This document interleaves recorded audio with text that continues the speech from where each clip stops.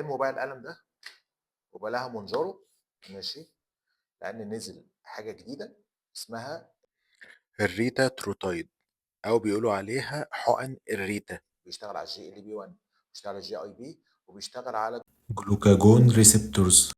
بيجيب تأثير أقوى بكتير من المونجارو، وكمان أقل كتير من الأعراض. فنجيبه ازاي بقى؟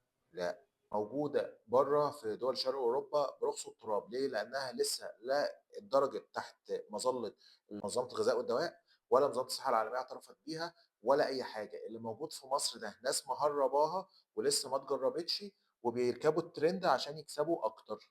فاهماني؟ فانا مش مسؤول عن اي حد يجي يسالني عن حقن الريت عندكم ولا لا. فبنقول لهم ببساطه ان هي ما اتجربتش، فلسه ما بقتش موجوده اوفيشالي ان هي تبقى موجوده وتتعمم زي المونجارو والاوزمبيك والساكسندا. اي حاجه تانية تبقى بره الموضوع ده. وزي ما قلت لكم احنا ما بنشتغلش غير في الحاجات اللي منظمه الغذاء والدواء معترفه بيها.